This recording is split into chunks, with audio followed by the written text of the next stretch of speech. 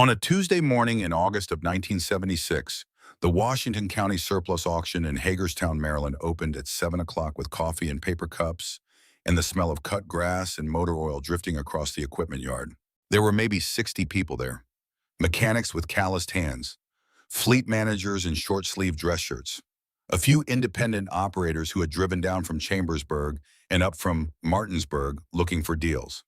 They moved through the rows of surplus equipment with the practiced patience of men who knew what they were looking for and had no interest in anything else. At the front of the lot, the good equipment waited. Three Chevrolet C60s from the county road crew, all early 70s models, all running. A 1968 International flatbed with a rebuilt transmission. Two Ford pickups with only moderate rust. These were the things men had come to buy. At the back of the lot, separated from the decent equipment by 30 feet of empty gravel, sat a 1953 Holmes 480 wrecker that had not moved under its own power in 7 years.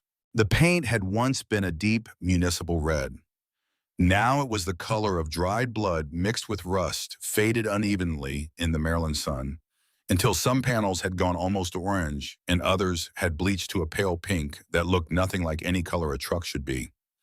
3 of the 4 tires were flat, the rubber cracked and gray at the sidewalls.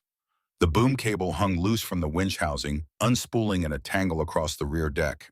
The windshield had a crack that started at the lower left corner and ran diagonally to the upper right, the kind of crack that had probably started small and been ignored until it crossed the entire glass. Someone from the city equipment office had spray-painted "City Surplus as is" across the driver's door in uneven white letters.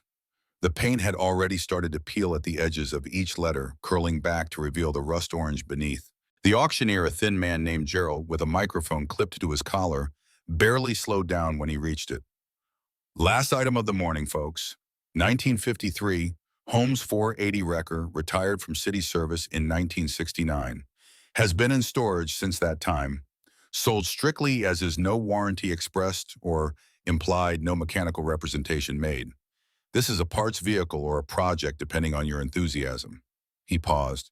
Do I hear $50? Silence. Not the polite silence of men deciding.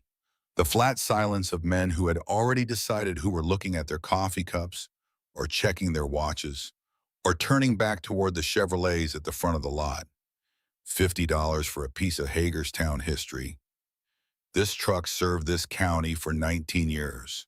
Somebody want to give me 50 thumb? A few people glanced at it.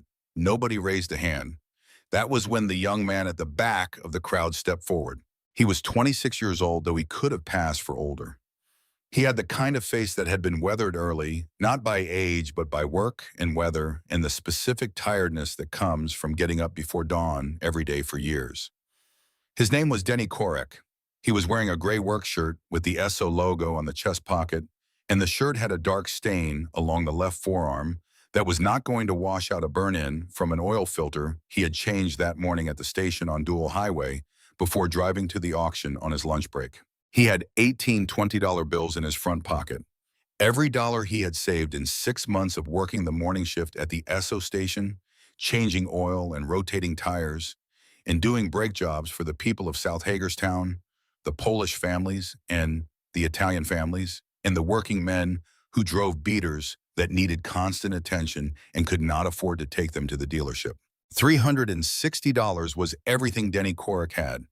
He had planned to spend $350. He raised his hand. $200. Gerald the auctioneer looked up from his clipboard with the expression of a man who has just heard something unexpected. I have $200. Do I hear $250? Silence again. Nobody else raised a hand. Nobody else wanted the truck at any price. $200 going once, $200 going twice. Denny raised his hand again. $300. The murmur that went through the crowd was not a sound of surprise. It was something closer to confusion. Men turned to look at the young man in the SO shirt who was bidding against himself, raising his own price on a truck that hadn't run since Nixon's first term on a machine that 3/4 of the people there couldn't have been paid to take home. I have $300. Do I hear $350? $350? Denny's own voice. The laughter started then. Not polite chuckling, real laughter, the kind that carries across an open lot on a Tuesday morning, the kind that other men join because it feels good to laugh at something even if you're not entirely sure what the joke is. Someone near the front said something to his neighbor that Denny couldn't hear, and both men laughed harder. Gerald the auctioneer looked at Denny for a moment with something that might have been pity. Then he looked back at the crowd. I have $350. Do I hear 400? Nothing. 350 going once. 350 going twice. That was when Chet Dugan walked over. Chet Dugan was 45 years old and built like a man who had once done physical work and had since delegated it to other people. He was not fat exactly, but he had the thickness of a man who ate well and had not missed many meals. He wore a short-sleeved button-down shirt in dark blue, pressed and clean, with a pen clipped to the breast pocket. His work boots were polished. His hands were clean in the way that men's hands are clean when other men do the work that makes hands dirty. He owned Dugan Heavy, towing the largest towing operation in Washington County. 6 trucks all, Chevrolet C, 6 O's, all newer than 1970, all painted the same dark blue with Dugan Heavy Towing in gold letters on both doors.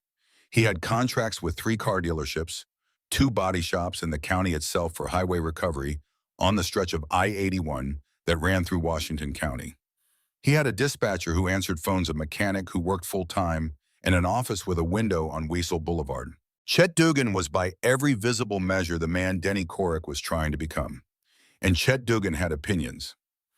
He stopped about 6 feet from Denny and looked him up and down with the particular expression of a successful man examining someone who has done something he finds both foolish and slightly offensive.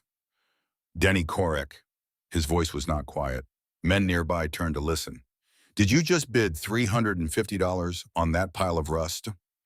Denny said nothing. I know your father. Stannis is a good mechanic, one of the best I've seen work on a gas engine. But Denny, Chet gestured toward the homes with an open hand, a gesture of presentation as if showing a jury a piece of evidence. That wrecker has not run since 1969. The engine is seized. The hydraulics are shot. You would need $2,000 in parts just to find out if it was worth $2,000 in parts. Still nothing from Denny. I'll tell you what I'll do. Chet's voice shifted into something that was meant to sound generous and came out sounding like a man who enjoys being generous on his own terms. I've got a 1972 C60 I'm looking to move. Good truck. Runs. $200 a month. I'll put you in it this week. You could be working by Friday. Denny looked at Chet Dugan for a long moment. He looked at the pressed shirt and the polished boots and the clean hands. He looked at the pen clipped to the breast pocket. My father taught me something, Mr. Dugan. His voice was quiet enough that the men closest had to lean in slightly to hear it. He said the worst mistake a working man can make is spending his whole life paying rent on someone else's tools. He walked toward the payment table. He did not look back. Chet Dugan stood where he was for a moment, his mouth opened slightly, a man not accustomed to being dismissed. Then he turned back toward the good equipment at the front of the lot. The laughter had stopped. The auction was over. Men went back to their trucks. Gerald called it sold to the young man in the SO shirt, $350. Denny counted out 1820s and got change. To understand what happened next, you need to understand where Denny Korrick came from. Not just where he grew up, but what kind of family and what kind of life had produced a 26-year-old man willing to spend his entire savings on a machine that the county had given up on 7 years ago. Stannis Korrick had come to the United States from Poland in 1946, one of the thousands of displaced men who crossed the Atlantic after the war ended and the world reorganized itself. He had come with nothing but a specific set of skills. He understood. Metal understood machines, understood the logic of mechanical systems in the way that some men understand language or music intuitively and completely. He had found work at the Bethlehem steel plant outside Hagerstown and had spent 30 years there working the furnace line, learning American English in the way that immigrants learn it from coworkers and foremen in the specific vocabulary of industrial work. He had married a woman named Helena, also Polish, and they had settled in South Hagerstown in a neighborhood of working families where every other name ended in a consonant cluster that American-born neighbors found difficult to pronounce. Denny had been born in 1950. He had grown up watching his father come home from the plant smelling of iron and heat, watching him sit at the kitchen table and eat, without much conversation, because the work took something out of you that food and sleep only partially restored. He had grown up understanding, without being told explicitly, that the world was divided into two kinds of people: the ones who owned the machines and the ones who ran them. Stannis never said this directly. He didn't need to. It was in the way he talked about his bosses at the plant, the way he described the men who drove to work in new cars and left before the whistle, while the floor workers were still cleaning up. It was in the particular bitterness with which he talked about money he owed, versus money he was owed, a distinction that mattered to him enormously. What Stannis did say directly, and more than once, was this: the worst mistake a working man can make is spending his whole life paying rent on someone else's tools. If you need a machine to do your work, own the machine. Pay for it once. If you have to eat beans for 6 months to save the money, eat beans. But own the machine. By 1971, Bethlehem Steel had begun the first of what would be several rounds of cuts at the Hagerstown facility. Stannis Korek was let go on a Thursday afternoon with 2 weeks severance and 28 years of skill that no longer had an immediate buyer. He converted the garage behind their house on Locust Street into a small repair shop. Nothing formal, no sign, just word of mouth through the neighborhood: Stannis Korek will fix your car. He's good and he's fair. The families on Locust Street and Oak Street and the surrounding blocks started bringing their vehicles. A 1963 Buick with a transmission problem. A 1968 Ford pickup with an electrical issue. Older cars, working people's cars, the kind of vehicles that could not be taken to a dealership because the dealership would charge more than the car was worth. Denny learned in that garage. Not from textbooks or vocational school, though he had done some of both. He learned from standing next to his father, handing tools, watching being corrected, being shown again. By 15, he could rebuild a carburetor without supervision. By 18, he could diagnose a transmission problem by the sound it made under load. By 21, he was working at the Esso station on Dual Highway, doing oil changes and brake jobs, and the 100 small interventions that keep older cars running. He had wanted his own business for as long as he could articulate wanting anything. Not large. Not Chet Duggan's operation with the 6 trucks and the dispatcher and the office on Weasel Boulevard. Something small and clean. And his own. 1 truck. His name on the door, serving the people of South Hagerstown who couldn't afford Chet Duggan's rates, who called at midnight with a car in a ditch and needed someone who would come for a price they could actually pay. When he heard about the county auction, he drove by the equipment yard 3 days before the sale and stood at the fence looking at the homes for 20 minutes. He did not go inside. He just looked. He saw what everyone else saw: a machine in poor condition, neglected, aged, a candidate for scrap.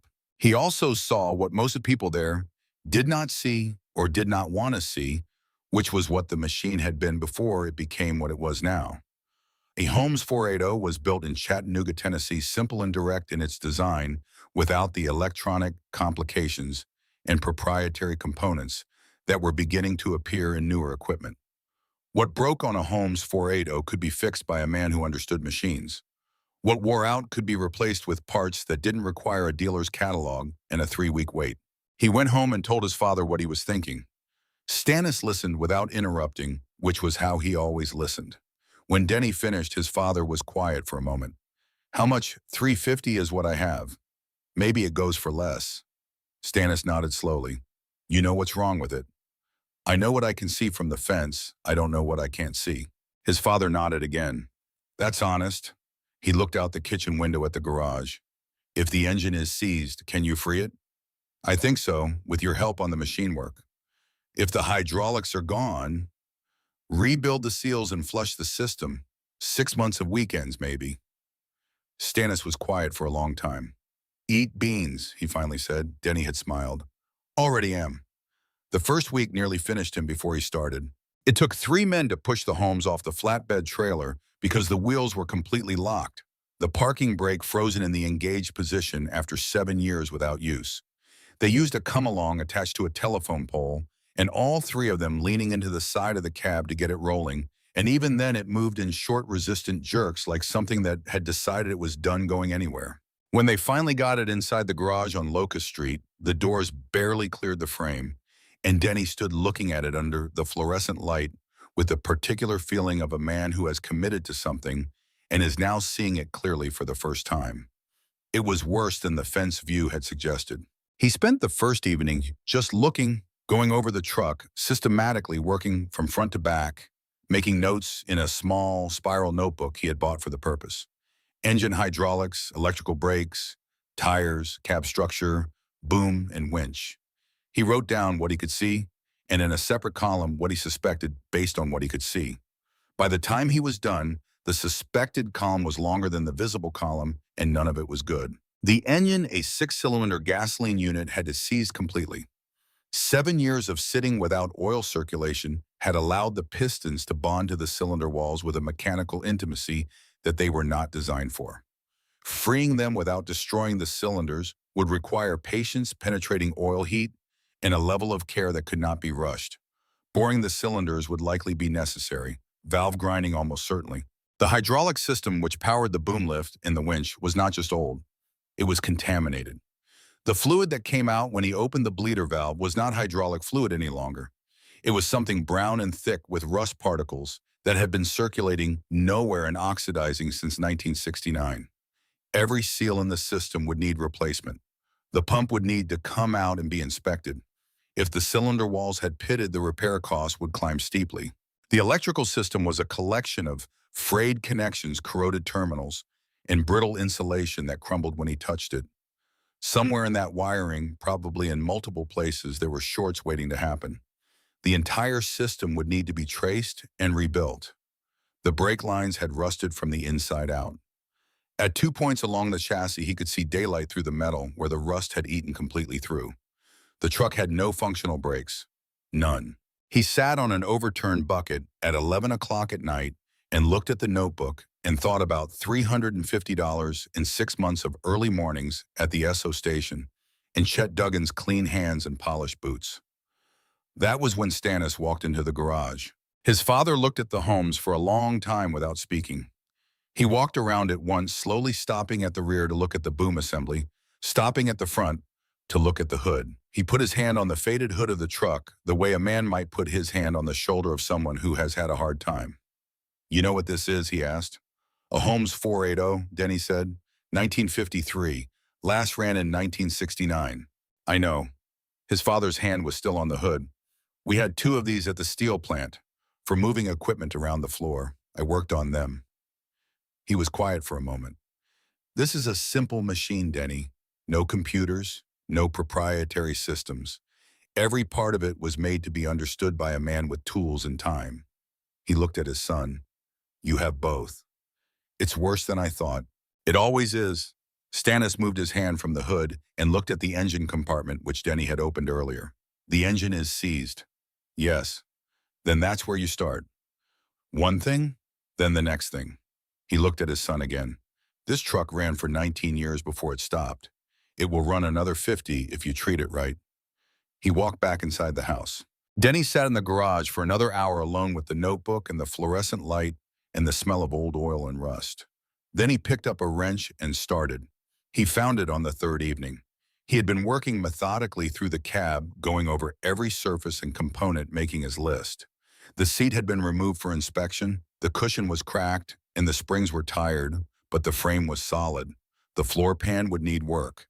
The dashboard was intact. He was checking the condition of the seat frame mounting when he saw it. On the inner face of the driver's seat frame, the metal surface that would normally face down toward the floor, pan and never be seen, someone had taken a sharp tool, a punch probably or a nail, and scratched letters and numbers into the steel. Small, careful letters, the work of someone who wanted them to last. VM March 1969. Denny looked at it for a moment. He took the small spiral notebook from his shirt pocket and wrote it down on the first page at the top above all his other notes. VM, March 1969. He had no idea what it meant. A previous driver, probably.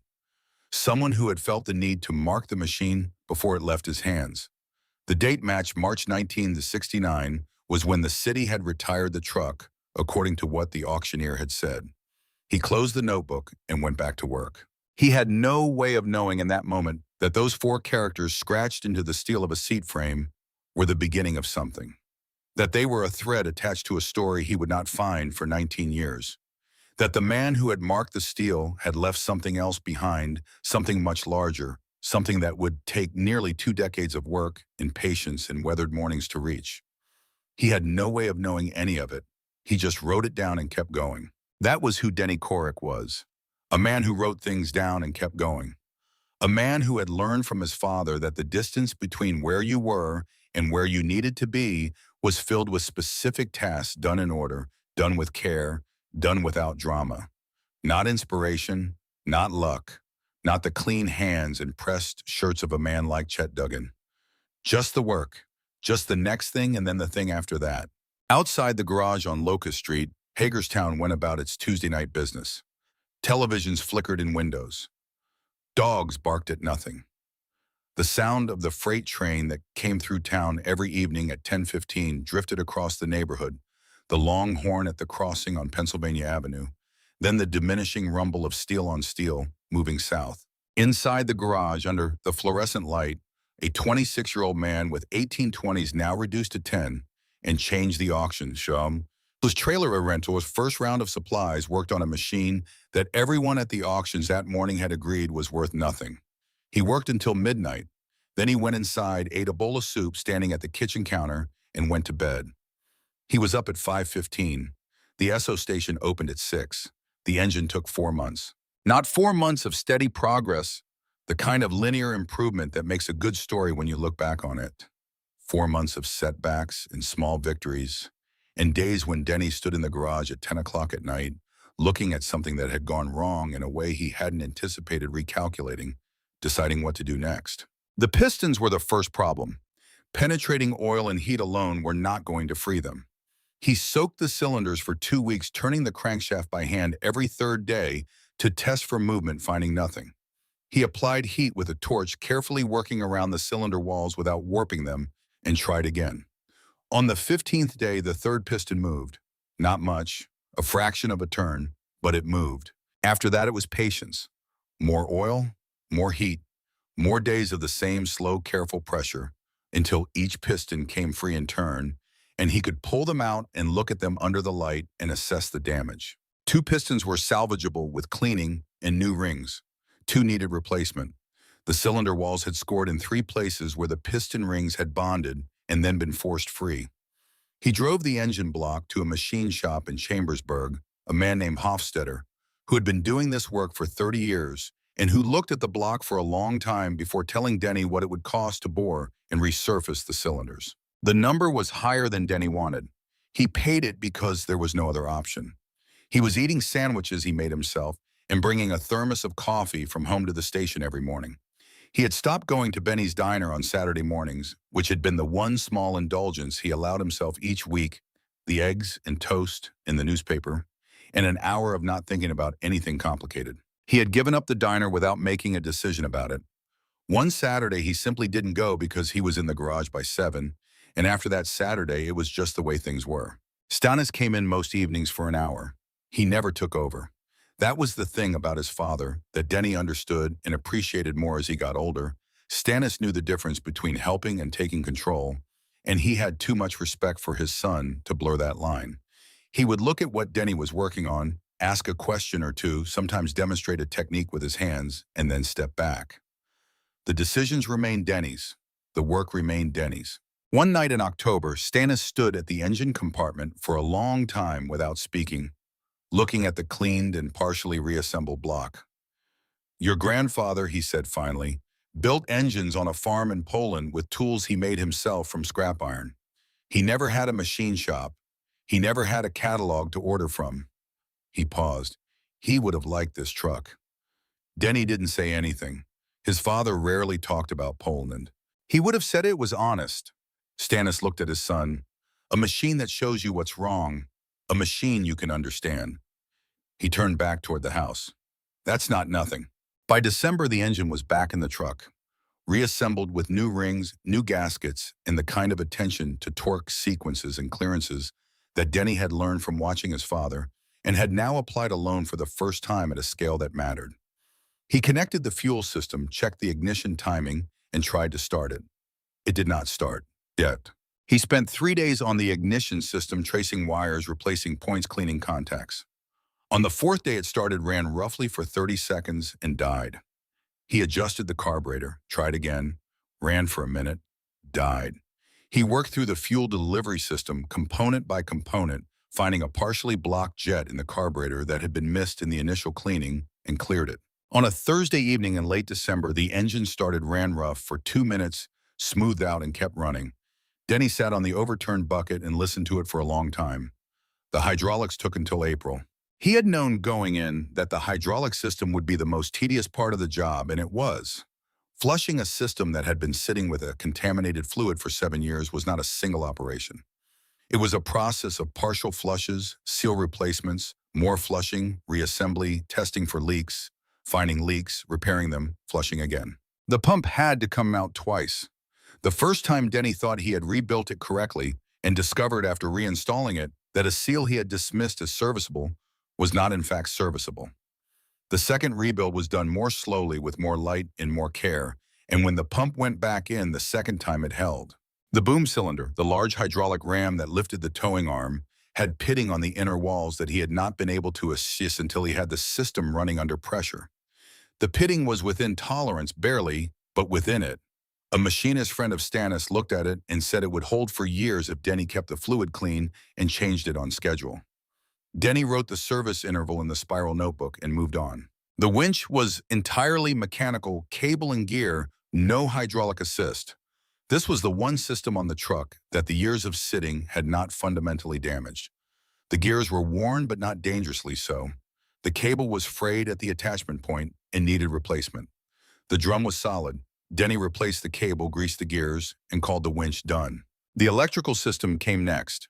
He rewired it section by section, working from the fuse box outward, replacing every wire that showed cracked or brittle insulation, which turned out to be most of them. He was not an electrician by training, but he was methodical, and the electrical system of a 1953 commercial truck was not complex. It had about as much sophistication as the electrical system of a moderately large house, and Denny treated it the same way, circuit by circuit, connection by connection, until every light worked and every control responded. The brake lines he replaced entirely. He was not interested in patching brake lines. You did not patch brake lines, you replaced them. By June of 1977, the truck was mechanically complete. Everything worked. Nothing leaked. The engine ran cleanly. The boom lifted and held. The winch drew cable smoothly under load. The brakes were sound. What was left was cosmetic, and Denny spent 3 weekends on it. He did not try to restore the original paint. He did not have the money for a professional respray, and he was not interested in pretending the truck was something other than what it was, a working machine with 24 years of history on it.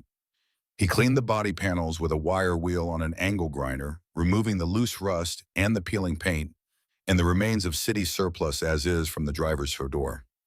He primed the bare metal. He painted the truck with a brush, not a spray gun, using a deep red that was close to the original home's color without trying to match it exactly. Then he painted the name on the doors, Corrick Recovery, hand-lettered in white, one door at a time, using a brush and a steady hand and a piece of tape as a guideline. The letters were not perfect. They were even, and they were legible, and they were his. He stood back and looked at it. It was August of 1977, 12 months almost to the day since the auction. He had spent those 12 months working 6 days a week at the Esso station and every other available hour in the garage on Locust Street. He had spent his savings on the truck and then spent everything he could set aside from his paychecks on parts and materials. He had eaten simply and gone nowhere and allowed himself no expenses that were not necessary. He had a truck. He had a tow license he had obtained in the spring. He had business cards printed at the shop on Potomac Avenue, black ink on white cardstock, Corrick Recovery, Denny Corrick, Hagerstown, Maryland, and his home telephone number. He had $35 left in his checking account. He started taking calls the next week. The first year was lean in a way that required a specific kind of discipline to endure. The calls came slowly and then a little less slowly. A breakdown on US 40 east of town, a car in the median on I-81 near halfway, dead batteries in the parking lot of the Valley Mall, a farm truck with a broken axle on a county road outside of Morgansville that took 4 hours and left Denny's clothes soaked through with August sweat. He charged $35 for a standard tow. Chet Duggan charged $75. This was not a strategy exactly, it was arithmetic. Denny had no truck payment, no dispatcher, no office, no employee. His only costs were fuel maintenance and his own time. He could make a profit at $35 because his overhead was himself. Dugan's people, when they heard what Denny was charging, told their boss. Chet Dugan heard about it and dismissed it. One truck, one kid, no contracts. Not a competitor. Not yet. That was the first year. In the second year, Chet Dugan started paying attention. It happened gradually, and Denny only understood it fully in retrospect. Two things occurred within a month of each other in the spring of 1979 that changed the texture of his situation. First, he lost a contract he had been counting on. Second, he lost another one that he hadn't known he was competing for. The first was with a parking facility on Maryland Avenue. The owner, a man named Pickworth, had been using Denny for towing derelict vehicles from the lot, a steady stream of work that wasn't glamorous but was reliable. Pickworth called on a Thursday and said he was going another direction. He was polite about it.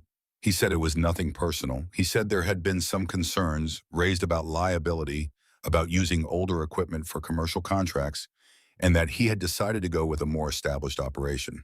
Denny asked who had raised the concerns. Pickworth said he wasn't able to say. 3 weeks later, Denny had a conversation with a mechanic named Tolliver, who ran a garage on Virginia Avenue, a man who had been sending overflow towing work to Denny when his own preferred operator was busy. Tolliver said in the careful way of a man who wants to give information without getting involved that he had received a call from someone asking about Denny's operation. The questions had been pointed and specific about the age of the equipment, about whether a county safety inspector had ever visited the operation, about Denny's experience level, about whether a 27-year-old with one truck and no commercial backing was the kind of operation that could be relied upon for consistent work. Tolliver said the caller had not identified himself, but that the number, when Tolliver looked at it afterward, traced to a business phone registered to an address on Weasel Boulevard. Denny thanked him and said nothing further about it. He did not drive to Weasel Boulevard. He did not call Pickworth back to argue his case. He did not mention what Tolliver had told him to anyone, not even his father, because putting it into words would have required him to decide what to do about it, and he had already decided. He was going back to work. He was going to build a reputation that made these conversations impossible, not by defending himself in them, but by making the defense unnecessary. You could not argue your way into trust. You earned it by showing up on time every time, doing the job right, and charging a fair price. That was the whole of it. That was the entire strategy distilled to its simplest form, and it was the only strategy Denny had ever believed in. He kept his rates at $35. He kept his truck maintained. He kept showing up. The early 1980s were not kind to Hagerstown. The steel industry, which had never fully recovered from the contractions of the early 70s, continued to decline. Manufacturing operations that had been the backbone of the local economy either reduced their workforce or left entirely. Unemployment climbed through 1981 and 1982 in ways the local newspaper tracked with a kind of a grim diligence, new numbers every month, each one slightly worse than the one before. The families of South Hagerstown and the people Denny had built his business to serve were the ones who felt it first and hardest.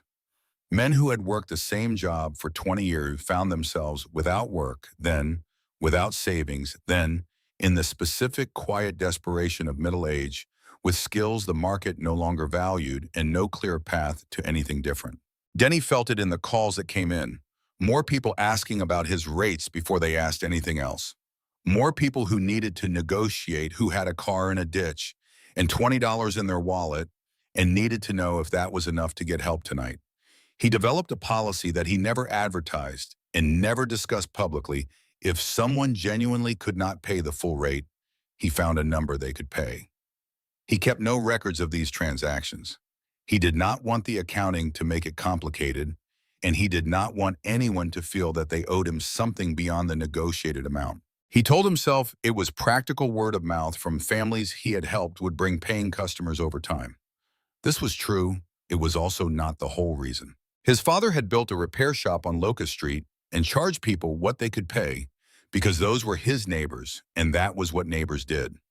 Denny understood that this was what you did with the skills and equipment you had when the people around you needed those skills and couldn't always meet the market price for them.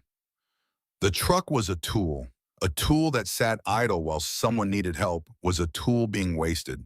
By 1982, he was covering his costs and putting a small amount aside each month. Not growing fast, growing the way things grow when the foundation is solid steadily, without drama in increments that were small enough to miss if you weren't paying attention and significant enough to matter when you added them up over years. He had a reputation in South Hagerstown and in the neighborhoods along Locust Street and Oak Street and the blocks south of the railroad tracks. Korek Recovery, the guy with the old red truck. He'll come when you call, he'll charge you fair. He knows what he's doing. Chet Dugan, meanwhile, had expanded. By 1983, Dugan Heavy Towing had 10 trucks, a new contract with the Maryland State Highway Administration for a significant section of I-81, a second dispatcher, a larger office on Weasel Boulevard with a sign out front that was visible from the road. Chet had taken on debt to finance all of it, truck loans, a commercial line of credit, a lease on the larger facility, because the economy that was grinding down the working families of South Hagerstown was paradoxically generating insurance work and highway recovery contracts that a large established operation with the right certifications could capture. Chet was doing what he had always done, scaling up, moving fast, taking on debt in the confidence that the work would service it. It had worked in the 70s. He saw no reason it would not work in the 80s. Denny noticed this the way you notice the weather, not with alarm, but with attention. Dugan's expansion was not his concern and not his competition, not at his scale. What became his concern was the Tuesday evening in January of 1983 when he came home from a late call and found his father sitting in the kitchen with the lights turned down low, the left side of his face slacking away. It had not been that morning. The doctors called it a mild stroke. They said mild as if this were reassuring, and in the specific medical sense, it was Stannis had not lost speech, had not lost the use of his hands, had not suffered any of the outcomes that made stroke a word that people dreaded in the particular way they dread it. But he had lost something, a degree of precision in his movement, a threshold of fatigue that was now lower than it had been. The garage on Locust Street, which had been his domain for 12 years, was no longer a place he could spend 4 hours on a cold evening without consequences that showed up the next day. Denny sat with his parents in the kitchen after he came back from the hospital, and the three of them were quiet together for a while in the way that families are quiet when something has changed and everyone knows it and nobody is ready yet to say it plainly. "The truck," Stannis said finally. "It's fine," Denny said. "Don't. It's fine." Denny's voice was steady in the way that voices are steady when the person speaking them has made a decision and is not interested in revisiting it. "I'll handle it." He drove home to his apartment on Mulberry Street, the same street where Vern Marsky had once lived, though Denny did not yet know that, and sat at his kitchen table for an hour. Then he called Gordy Allard. Gordy was 22 years old, the son of a mechanic Denny had known through the Esso station, a young man who had been doing odd repair work around South Hagerstown since he left Washington County Community College. After one semester, not because he had failed, but because sitting in classrooms had seemed to him a poor substitute for working on actual engines. He was not polished. He was not organized in the way that some people are organized with systems and schedules and color-coded anything. But he knew engines the way Denny knew engines, from the inside out, from experience and attention, rather than from instruction. And he showed up when he said he would, which Denny had observed over 2 years of occasional interaction and had decided was the quality that mattered most in a person you were going to depend on. He offered Gordy part-time work, coverage on the calls Denny couldn't take because he was already on a call, a second presence when a recovery job needed 2 people. Gordy accepted without negotiating, which Denny also noted, and showed up the next morning with his own tools in a canvas bag his father had given him, which told Denny something useful about the man's intentions and the household he had come from. That winter was the hardest Denny had experienced since the first year with the truck. He was running on 6 hours of sleep on the good nights and less on the others. He was driving the homes every day, taking calls from 7 in the morning until sometimes 2 or 3 in the morning, fitting visits to his parents on Locust Street between calls when the schedule allowed, and sometimes when it didn't quite allow, but he went anyway. He was paying Gordy out of revenue that had not grown enough to comfortably absorb the additional cost. He was eating when he remembered to eat and making decisions about sleep the way a man makes decisions about any limited resource, allocating it to where it would do the most good and accepting that some things would go without. There was a night in late January, the kind of night that Maryland winters produce in quantity, bitter cold with a skin of ice on every road surface, and a sky the color of old concrete that pressed down close to the tree lines. When Denny finished a recovery job on East 70 west of town at 2 in the morning and sat in the cab of the homes at the side of the highway instead of driving home. He had been awake for 21 hours. His hands ached from the cold in the specific way that hands ache when they have been working in low temperatures for too long, a deep ache that starts in the joints and spreads outward. The heater in the cab worked but never quite worked enough on nights like this, and the windows fogged at the edges where the warmth met the cold glass. The home's engine idled with the low, steady rumble that Denny had lived with for 6 years now, a sound so familiar that he no longer heard it consciously, only noticed when it wasn't there.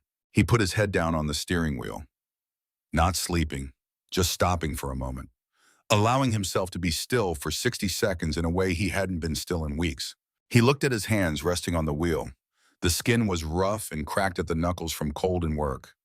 There were permanent stains at the edges of his fingernails and in the creases of his palm, the kind that don't wash out because they have worked their way into the grain of the skin itself. His father's hands had looked the same way for as long as Denny could remember. 30 years at the steel plant, 12 years in the garage on Locust Street, two old hands asking about the truck before asking about anything else. A freight line ran somewhere south of the highway. Denny could see its light, a small moving point in the black distance, something moving west toward Cumberland, carrying whatever it was carrying through the January dark. He sat up, put the homes in gear, drove home. He was not a man given to despair, and he did not despair that night. What he felt was something simpler and harder than despair, the weight of a choice he had made and could not unmake, and the clean understanding that there was nothing to do with that weight except carry it forward. His father had carried weight like this. His grandfather, in a country that no longer existed in the form it had taken when he was born, had carried weight that made this look manageable by comparison. You carried it, you kept going. You showed up at 5:15 because the station opened at 6, or because the call started coming at 7, or because the work was there and you were the person who had said they would do it. He was in the garage on Locust Street by 7 the next morning, checking the homes over before the day's calls started. He greased the boom pivot, topped the hydraulic fluid, checked the cable tension on the winch. He did not linger on the night before. The night before was done. It was during this period, the hard middle years of the early 1980s, the years of his father's diminished health and Gordy's uncertain wages and the economy that ground on without improving, that Denny began to notice the traces. Not all at once. They accumulated slowly the way evidence accumulates when you are not looking for it. One small thing, then another, then a third that connects to the first two in your mind and makes you realize there is a pattern where you had not seen one before. The first was the key hook. He found it in the fall of 1983, wedged so deeply into the gap between the driver's seat frame and the cab wall that he almost missed it entirely. He was doing his quarterly inspection of the interior, the thorough kind where he removed the seat and went over every surface looking for anything that needed attention. He felt it with his fingers before he saw it, a small hard object caught in a gap that had probably not been reached by anyone's hand in years. He worked it out with a flathead screwdriver and held it under the work light. It was a key hook, the small brass kind that screws into a wall stud or a cabinet with a curved end for hanging keys and a flat mounting plate behind it. This one had been bent slightly out of shape as if it had spent years under pressure in a tight space, which it had. It was not a truck part. It had no business being inside a cab. It was a personal object, the kind of thing a man kept on a shelf in his garage or by his back door that had found its way into his pocket one day and then into the gap between the seat and the cab wall and had stayed there probably without anyone noticing its absence. On the flat mounting plate scratched into the brass was something sharp, a nail, a punch, a key, were two letters, small but deliberate, V, M. Denny held the hook under the light for a long moment. VM.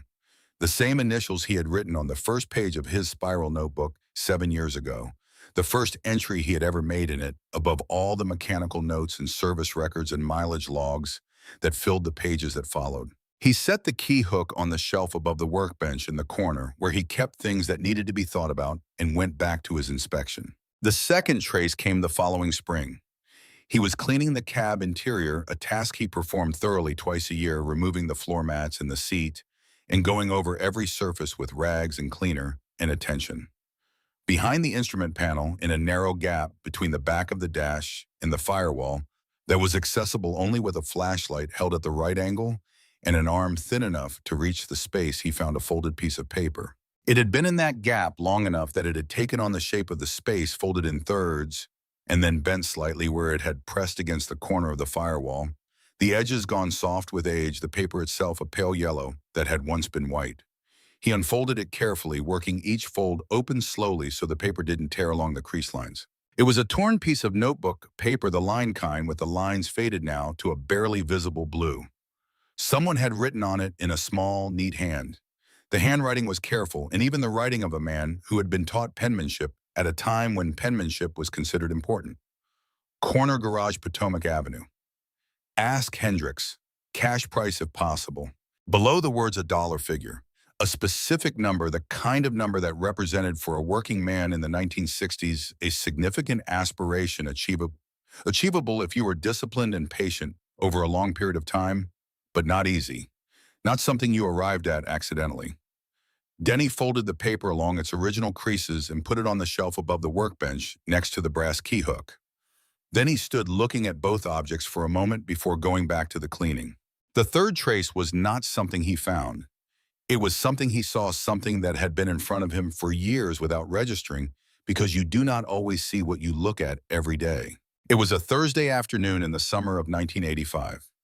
He had the truck in the garage with the doors open and the afternoon light coming in at a long, low angle that lit the cab interior differently than the overhead fluorescent did. He was doing a routine check, nothing specific, just going over things the way he went over things, and he happened to look at the steering wheel with the afternoon light falling across it in a way that revealed the surface texture clearly. The Holmes 4.8 Oho's steering wheel showed wear on both sides where hands gripped for hours. That was expected. What was not expected, what he had not consciously noticed in 7 years of sitting behind this wheel, was the wear pattern on the left side. At approximately the 8 o'clock position, there was a spot where the surface had worn differently than the rest. Smoother. With a slight depression, subtle but real, the kind of depression that forms when the same surface is contacted in the same way by the same pressure over a very long period of time. Not the gripping wear of active steering. The resting wear of a man who had driven these roads so many times that his left hand had settled into a position and stayed there day after day, year after year, until the rubber had conformed to the shape of that particular hand in that particular position. Denny put his own left hand at the 8 o'clock position. It fit the worn spot the way a shoe fits a floor after years of use, the fit of something shaped by long acquaintance with the same surface. He held the wheel like that for a moment without moving. Then he started the truck and drove out of the garage. That evening, he thought about it carefully, going over what he knew and arranging it in order. VM. The initials on the seat frame in March 1969, a man marking the machine before he left it. The same initials on the brass key hook that had been in the seat gap since before Denny bought the truck.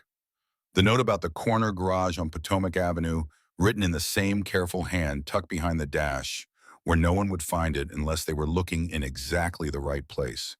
And the worn spot at the 8 o'clock position of the wheel, the physical record of a body's habitual position accumulated over years. Someone had driven this truck for a very long time.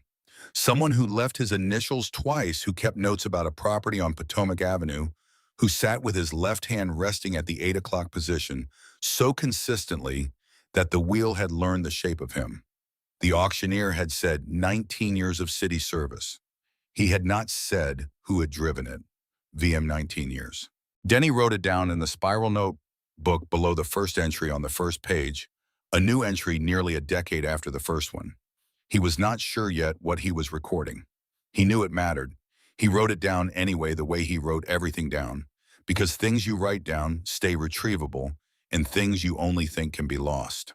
Outside the garage on Locust Street, the summer evenings settled over the neighborhood.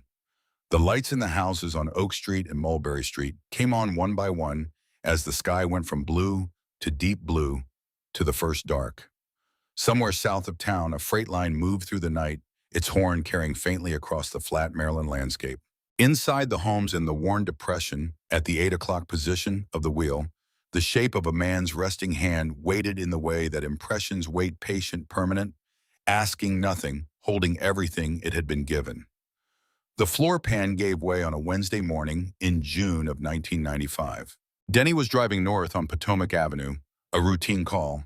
Nothing he hadn't done 1,000 times before when he felt the cab floor flex under his left boot in a way it had not flexed before.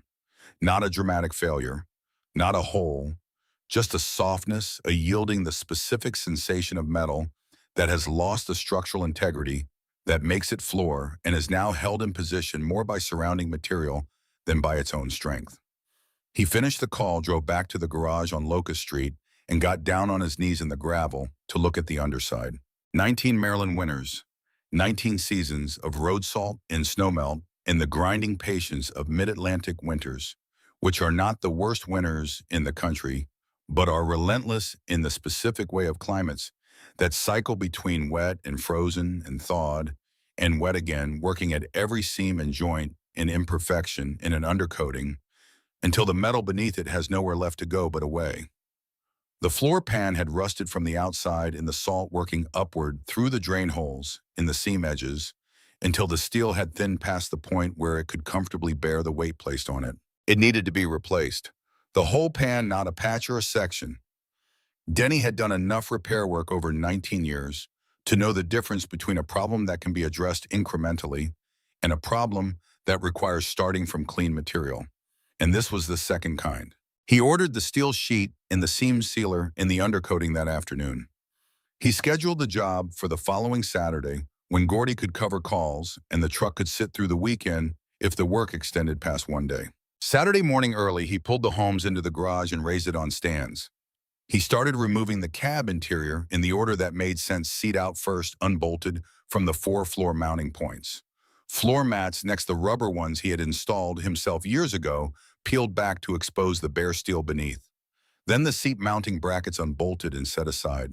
He was fitting the reciprocating saw to make the first cut in the old floor pan when he stopped. He stopped because something was wrong with the measurements. It was not a dramatic realization, nothing that announced itself loudly.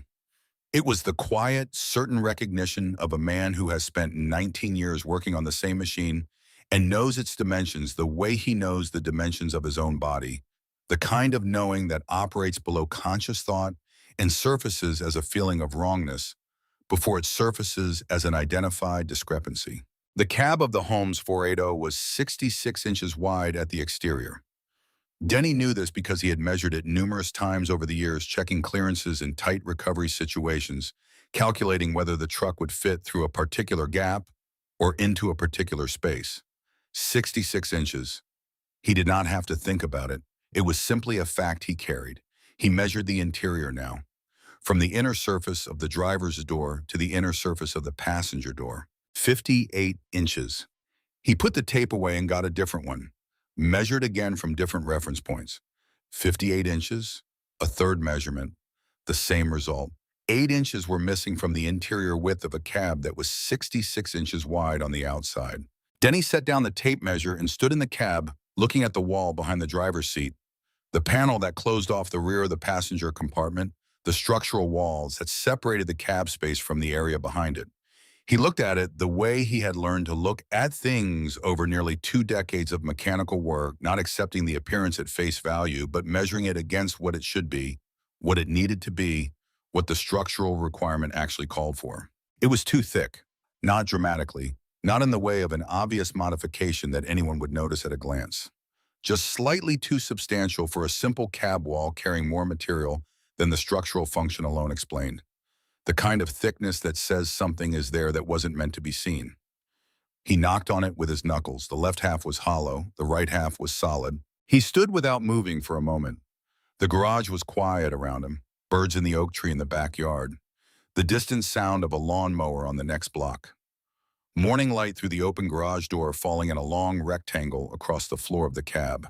He went to the shelf above the workbench. He picked up the brass key hook. He picked up the folded piece of notebook paper. He brought them back and set them on the running board of the homes, and he looked at all three things together. Hook, the note, the wall with its hidden space, and understood with the particular clarity of a man who has been patient long enough that the thread he had been following since the first night in this garage 19 years ago had just reached something on the other end. He went to get the angle grinder. He cut carefully, which went against his working instincts.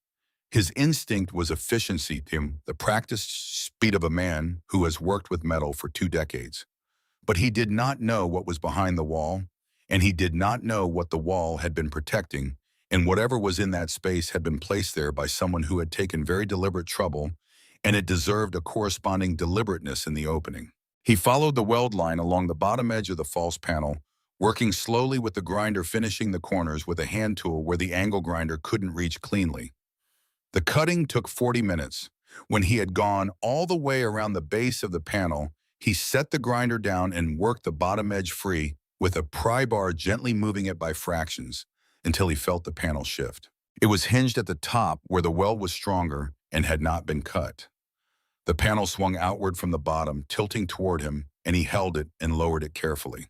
Behind it was a space 8 inches deep and approximately 54 inches wide, running the full interior width of the cab.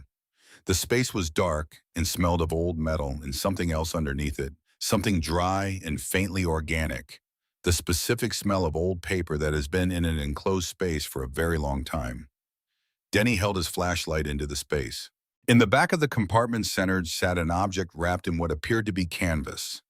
The canvas had been wrapped tight and secured with wire, and the whole package had then been placed inside an oilcloth covering that had been folded over and tucked in on itself, not tied shut, just folded carefully in the way that someone wraps something to protect it while leaving it accessible to the right person. He reached in and took it out with both hands. It was heavier than its size suggested. He carried it to the workbench and set it down under the light. He unwrapped the oilcloth first, then the canvas, working the wire loose with pliers where it had tightened over the years. Inside the canvas was a metal cash box, the standard kind the size of a large hardcover book, with a simple hinged lid and a latch that was not locked. He opened it. The money was on top. Old bills, the kind printed in an earlier era with slightly different proportions, different shades of green, different portrait sizes than the currency that had been in circulation for the past decade. He separated them into stacks by denomination and counted each stack twice, then rearranged and counted again. 5s, 10s, 20s, a small number of ones. He counted the total 3 times because the number seemed too large to accept on a single counting. $4,800. He set the money aside in its stacks and looked at what was beneath it. A book. Small, the size of a paperback novel, with a cover stamped in faded official ink, City of Hagerstown, Department of Public Works. He opened it to the first page. The handwriting was small and regular, the penmanship of someone who had learned to write at a time when penmanship was taught with rigor and expected to last.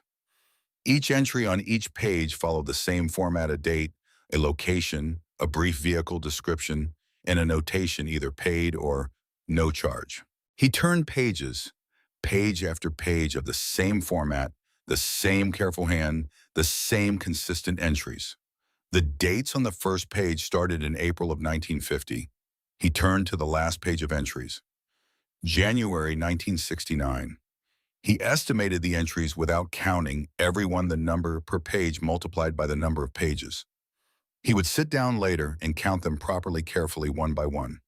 The number he would arrive at was 3,247. Under the logbook was a single sheet of paper. Folded once-lined notebook paper, the lines faded now to a pale and barely visible blue. He unfolded it and held it under the light coming through the garage door. The handwriting was the same as the logbook. The same small, careful, deliberate hand. The pen had been pressed firmly into the paper the way a person writes when they are trying to make something that will last. The date at the top read January 12, 1969. Denny Cork sat down on the stool at his workbench in the garage on Locust Street, where his father had taught him everything he knew about how machines worked and how men ought to live, and read the letter. My name is Vern Marsky. If you are reading this, I am probably gone and you have found what I left here. I want to explain it. I drove this wrecker for the City of Hagerstown Department of Public Works from April of 1950 until December of 1968. 19 years. It was the best job I ever had. Not because of the money, because every day someone needed help and I was there to give it. A car in a ditch at midnight. A truck broken down on the side of US 40 with a family inside and nowhere to go. 19 years of that. I never got tired of it. The city paid me $3 per call. My supervisor, a man named Gerald Foss, told me in my first year that drivers kept $1 from each call as a standard arrangement, what he called a field bonus for availability. I kept my dollar from each call for 19 years. I recorded every call in the logbook that is in this box. The money in this box is those dollars. My wife Elaine does not know about this money. I did not tell her because she would have wanted to move to a bigger house in a different neighborhood, and I did not want to leave our neighborhood. I like our street. I know our neighbors. That matters to me more than it probably should. What I wanted to do with this money was buy the corner garage on Potomac Avenue. It has been for sale for 5 years. I have driven past it every working day for 5 years and thought about what it could be. A small towing operation, 1 truck, maybe 2, eventually. Serving the working families of South Hagerstown, the people who cannot afford the rates that the big operations charge. I wanted to retire from city service in 1970 and start that business. The doctor told me in November that my lungs are finished.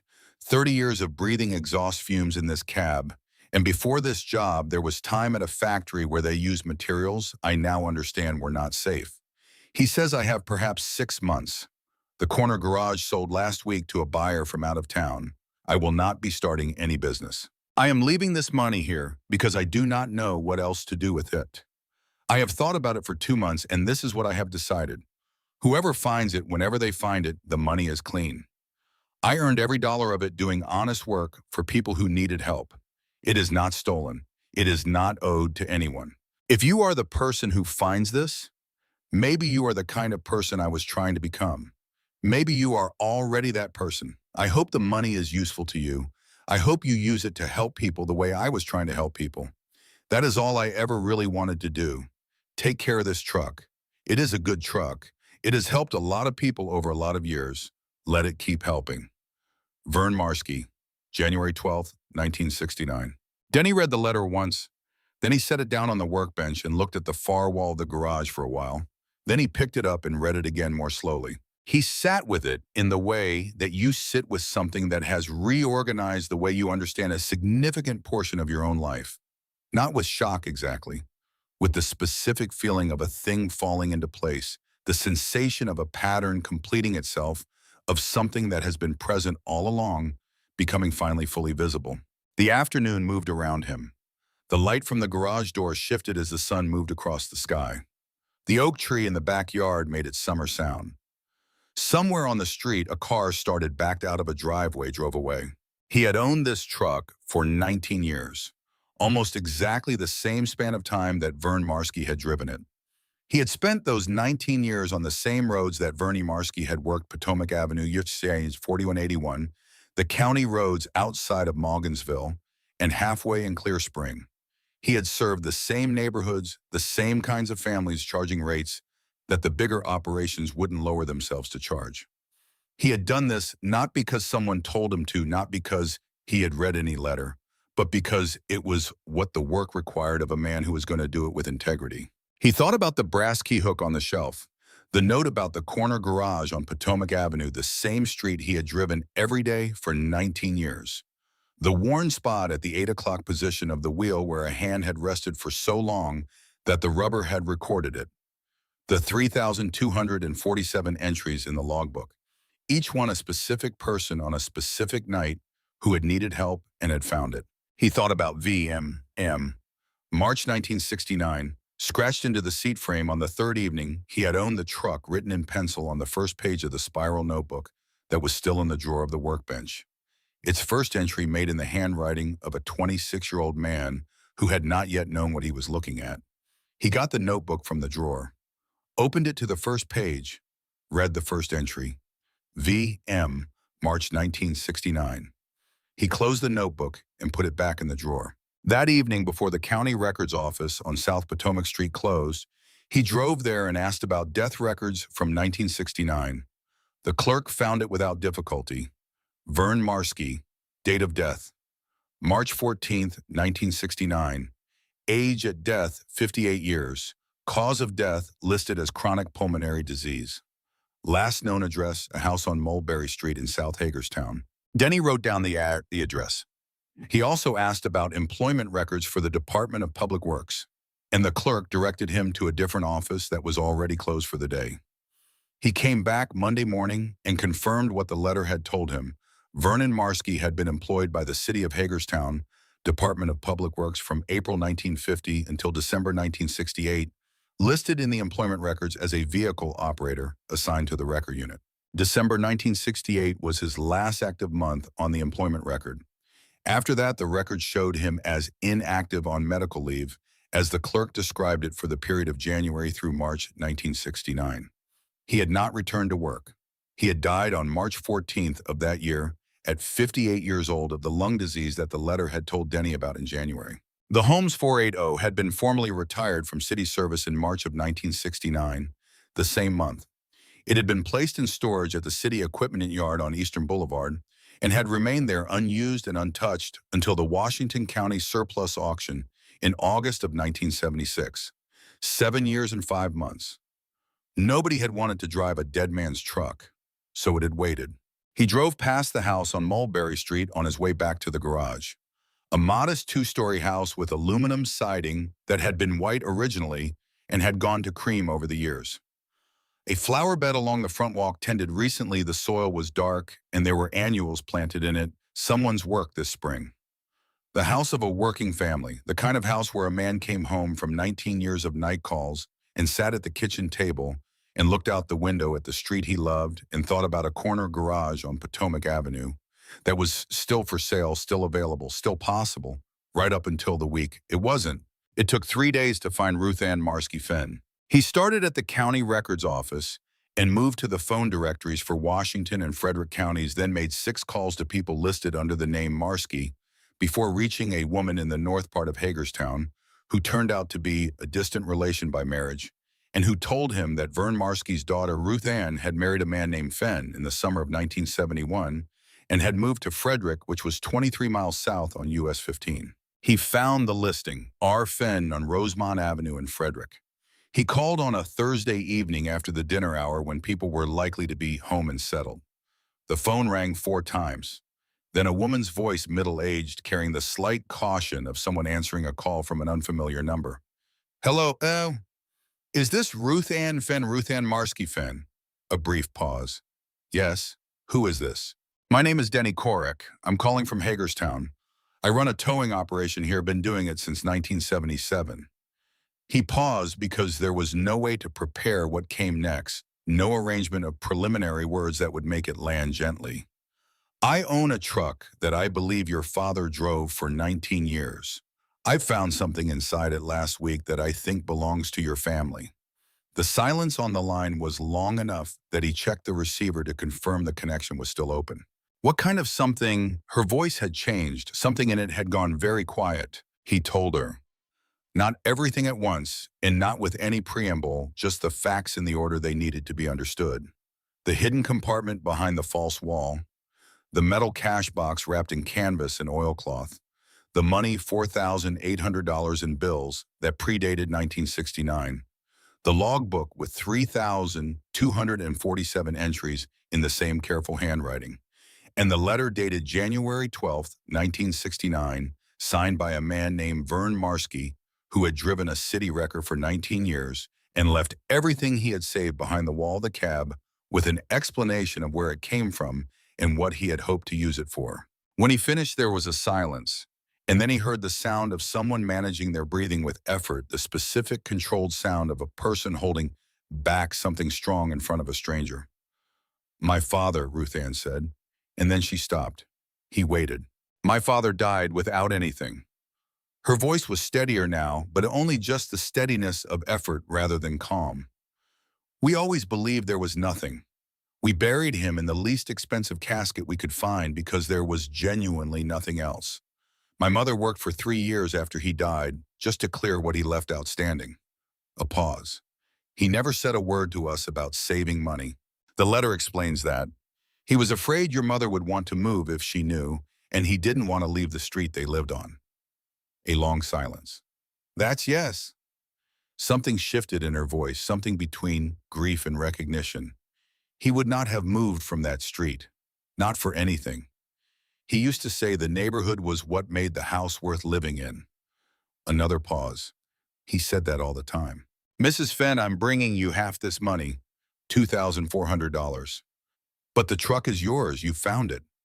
Your father earned that money. He earned it helping people over 19 years, $1 at a time. You're his family. You're the people that money should reach. He was quiet for a moment. I'd like to bring it to you in person if that's acceptable. I'd like to show you the logbook. I think you should see what he kept. The silence this time was shorter. All right, she said. Yes, please come.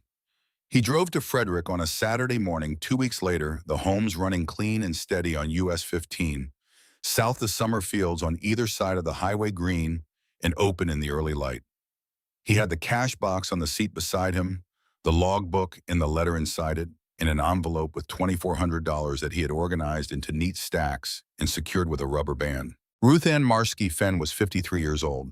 She was a compact woman with careful eyes and the specific considered composure of someone who has learned over a long time that composure is something you choose, not something that simply happens. She met him at the door of the house on Rosemont Avenue and shook his hand with a firm, brief grip, and he followed her through a hallway into a living room where she had set out coffee and a plate of homemade cookies, an act of hospitality that he understood had required planning and intention. He set the cash box on the coffee table and opened it and showed her the contents in order. The money first still in the stacks he had organized. The logbook, which she took from him with both hands and held carefully, turning pages, slowly reading entries in her father's handwriting, with her lips moving slightly over some of them, dates and locations, and the notations of paid and no charge that recorded 19 years of her father's working life in the specific economy of a man who helped people and wrote down everything he did. Then he read her the letter. He read it straight through without stopping, the whole of it, in the voice he used when he wanted to be clear and precise and nothing extra. When he finished, he folded the paper along its original creases and set it on the coffee table between them. Ruth Ann was quiet for a long time looking at the piece of paper.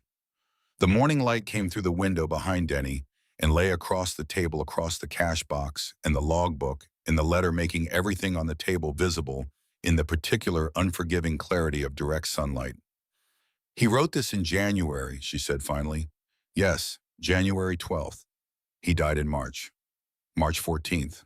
She was quiet again. Then he sat in that truck in January knowing he was dying and wrote a letter to someone he would never know. She looked up. And then he drove that truck for however many more weeks he was able to. The employment record showed December as his last active month, Denny said. He was on medical leave from January through March. So the letter was written after his last day of work. He went back to the truck to write it, or he wrote it during one of his final days there. She absorbed this. He wrote a letter to a stranger in a truck he could barely still get into. She set the letter down with a care that was itself a kind of tenderness. That is the most like him of any single thing I have ever heard about him. Denny gave her the envelope. She held it without opening it, looking at it the way you look at something that has arrived at exactly the wrong time and exactly the right time simultaneously, a thing that cannot be both and somehow is. What will you do with yours? She asked. He had thought about this for 2 weeks during calls and between calls in the cab of the homes on night jobs when there was nothing to do but drive and think. I've been running the business informally since 1977. No proper registration, just the license and the work. I'm going to make it official, file the paperwork, get it properly established as a legal entity. He paused. And I'm going to change the name. She looked at him. I'd like to call it Marsky Korek Recovery, if that's something your family would accept, if it's something you'd be willing to allow. Ruth Ann Marsky Fenn looked at him across the coffee table, across the cash box, in the logbook, and the letter that her father had written in January of 1969 to a person he could not have imagined and who had turned out against any reasonable probability to be almost exactly the person he had been hoping for. "My father would have liked you," she said. "He had the name painted on the homes the week after he returned from Frederick. He did it himself, the same way he had painted Correct Recovery on the doors in August of 1977 by hand brush and hand tape as a guide one door at a time. He painted over his own name, first the name that had been on this truck for 18 years, and let it dry completely before he started the new name. Then he laid down the tape and mixed the white and picked up the brush. Marsky Correct Recovery. The same white, the same letter, height, the same clean strokes he had always used. And below it in smaller letters on both doors, a second line, in memory of Vern Marsky, 1911 to 1969, who started this without knowing it. He stood back and looked at it. When he was done, the home sitting in the garage doorway, in the afternoon light, its deep red paint faded in the way that working trucks fade.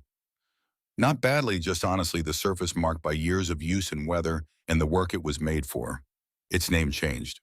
He thought about a man sitting in this cab in January of 1969, in the last weeks of 19 years of work, writing a letter to no one specific and everyone possible. He thought about that man driving these roads for those 19 years, helping 3,247 people who needed help keeping his dollar from each call and recording each job in his careful hand and believing until the very last weeks of his life that there was still enough time to do the thing he had been planning.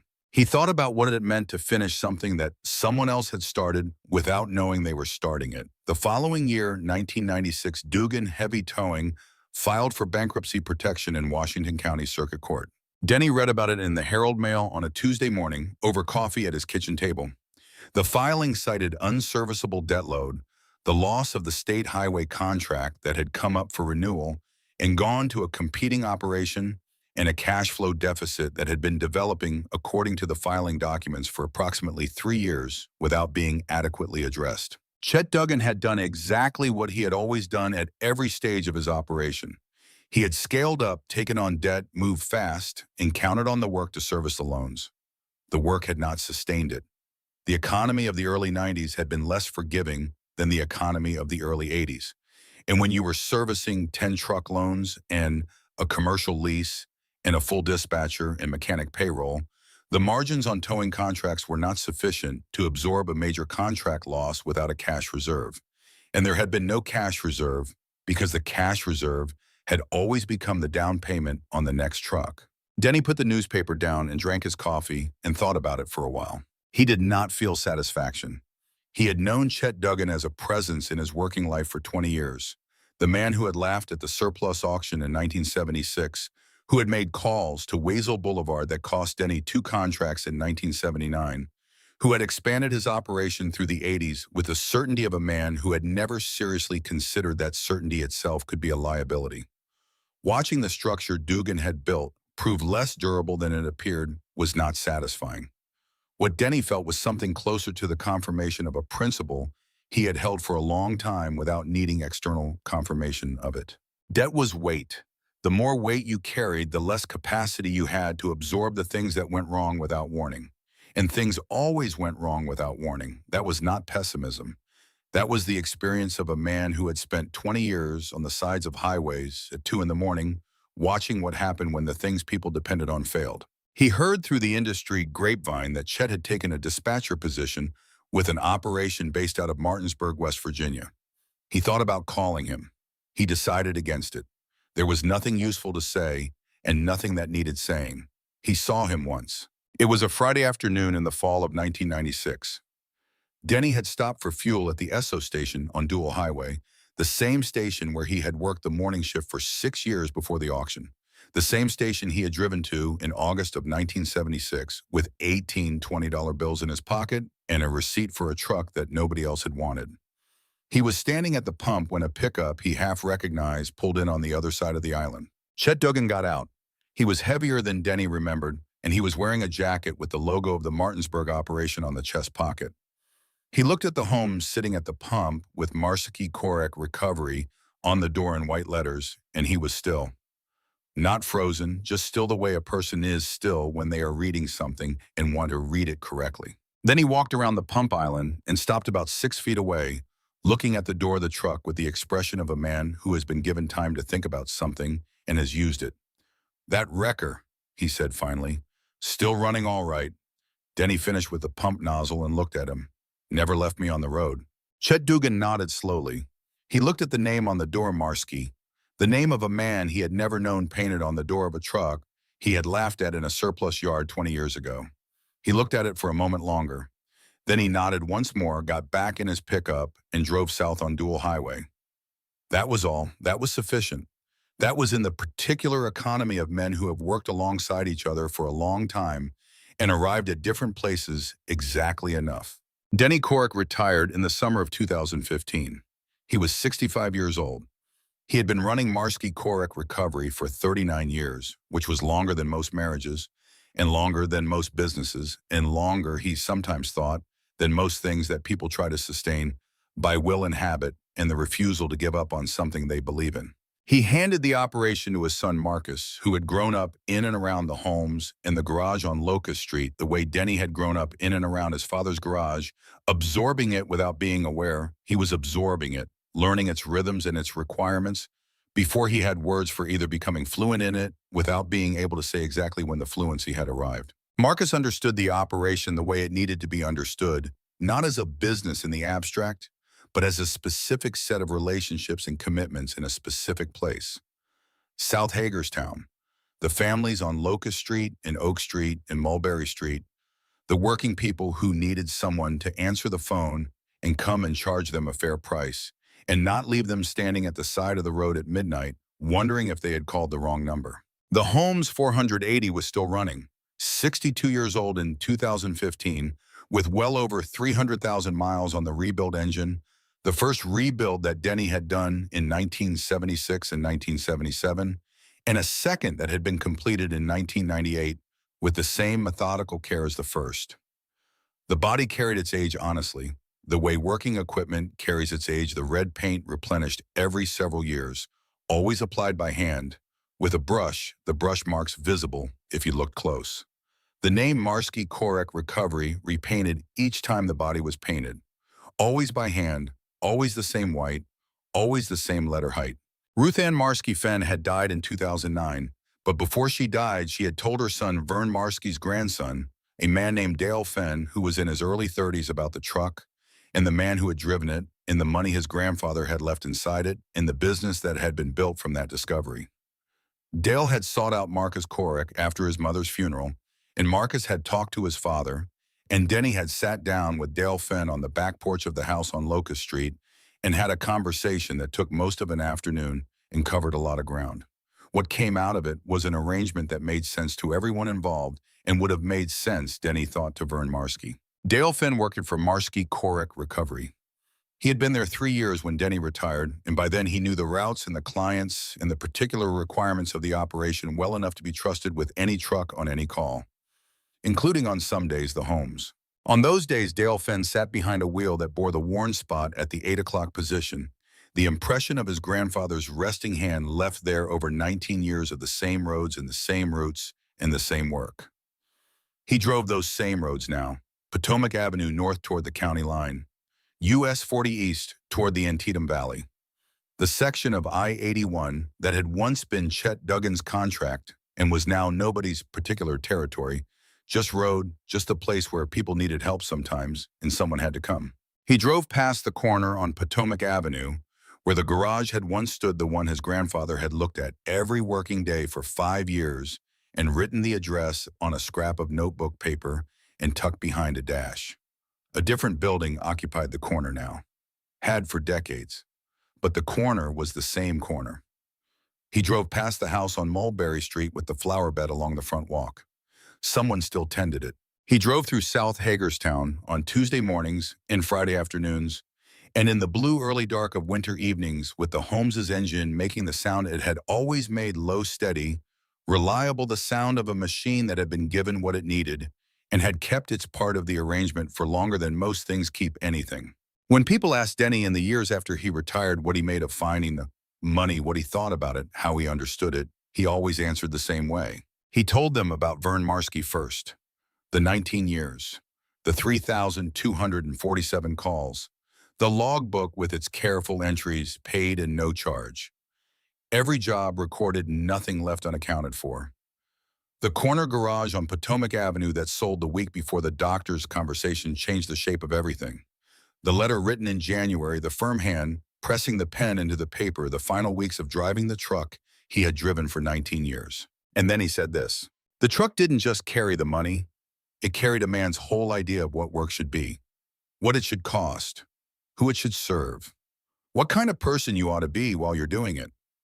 He would pause here in the way of men who are saying something they have thought about carefully and want to say correctly. I didn't find $4,800 in that truck. I found out why I had been doing what I was doing for 19 years. Vern Marsky put it in words in January of 1969, and he left those words in that truck until someone who needed to read them was ready to find them. The 1953 Holmes 480 still works the roads of Hagerstown, Maryland. It is 72 years old, and it still starts on cold mornings, which is more than can be said for many things less than half its age. The name on both doors is Marsky Korek Recovery, painted by hand in white on deep red, repainted every few years. As the body is repainted, the letters always the same height and the same clean strokes. Below it in smaller letters, the same line that has been there since the summer of 1995. In memory of Vern Marsky, 1911 to 1969, who started this without knowing it. The people who laughed at the Washington County surplus auction in August of 1976 are old men now. Most of them have forgotten that morning entirely the way you forget mornings that seem ordinary at the time. Some of them remember it vaguely the way you remember something that didn't turn out to matter the way you thought it would at the time. Denny Cork remembers it. He has always remembered it, and he always will. Not with bitterness, not with the particular satisfaction of a man who intends to hold his vindication over someone. He remembers it because it was the morning he paid $350 for a machine that nobody wanted, and the machine had been waiting with the patience of something that understands patience, the way machines understand it, which is completely and without effort for the right person to come along and pay attention to what it was carrying. He paid $350 for a wrecker. He spent a year bringing it back from what it had become. He spent 19 years driving it through the neighborhoods it had served under a different name, doing the work that both he and it had been made for. And then he found in the wall of the cab on a Saturday morning in June, a dead man's careful accounting of a life spent helping people, the money saved from that life, and a letter written to no one and to whoever it needed to reach in plain and permanent handwriting that said, "Do what I could not do. Keep helping. Let the truck keep doing what the truck was made for." $350, 39 years of work, a name on the door. Not a bad return, not a bad return at all.